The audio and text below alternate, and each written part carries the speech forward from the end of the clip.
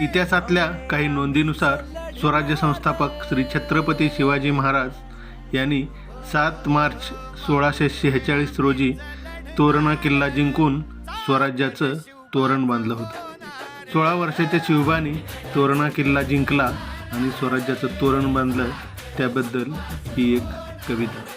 सह्याद्रीच्या कड्यात वाऱ्यांची गाणी घुमत होती, स्वराज्याचं स्वप्न एका तरुणाच्या हृदयात धगधगत होतं.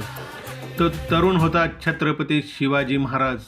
वय फक्त 16 वर्षांचं, पण मनात सिंहाचं धैर्य, डोळ्यात स्वराज्याचं स्वप्न आणि हृदयामध्ये मातृभूमीचं प्रेम.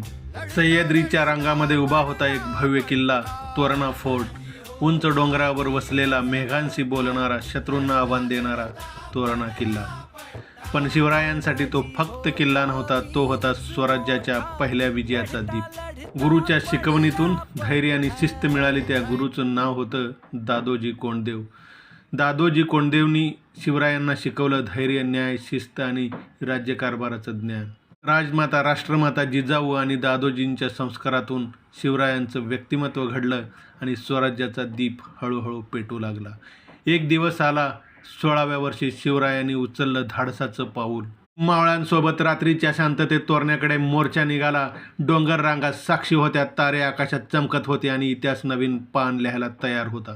शिवरायांनी घेतला ताबा तोरणा किल्ल्याचा. सह्याद्री दुमदुमला, वारा गरजू लागला आणि स्वराज्याच्या पहिल्या विजयाचा शंख वाजला. त्या दिवसापासून तोरणा झाला स्वराज्याच्या स्वप्नाचा पहिला किल्ला.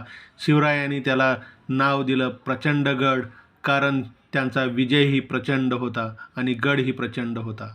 तोरण्याचा हा विजय फक्त किल्ल्याचा नव्हता, तो होता स्वाभिमानाचा, धैर्याचा आणि स्वराज्याच्या सुरुवातीचा. आजही सह्याद्रीच्या वाऱ्यात एक आवाज ऐकू येतो, धैर्य ठेवा, स्वप्न पहा आणि मातृभूमीसाठी जगा. तोरणा फोर्टच्या तटांवर भगवा झेंडा फडकू लागला आणि सह्याद्रीच्या प्रत्येक दरीत जय भवानी, जय शिवाजीचा नाद घुमू लागला. छत्रपती शिवरायांच्या डोळ्यात भविष्याचा प्रकाश होता आणि मावळ्यांच्या हृदयात फक्त आणि फक्त निष्ठेचा ज्वालामुखी होता. तोरणा फक्त किल्ला नव्हता, तो होता स्वप्नांचा आरंभ. त्या एका विजयातून उगवला संपूर्ण स्वराज्याचा सूर्य. नंतर शिवरायांनी केलेलं कार्य पाहता शिवरायांच्या रूपात स्वतः देवच पृथ्वीवर अवतरला होता, अशी त्यांची नंतरची प्रत्येक कामगिरी वेळोवेळी सांगत गेली. जनतेचा राजा, जाणता राजा आणि प्रजेचा राजा, स्वराज्य संस्थापक श्री छत्रपती शिवाजी महाराज आणि त्यांच्या पराक्रमाला मानाचा मुजरा. जय हिंद, जय महाराष्ट्र.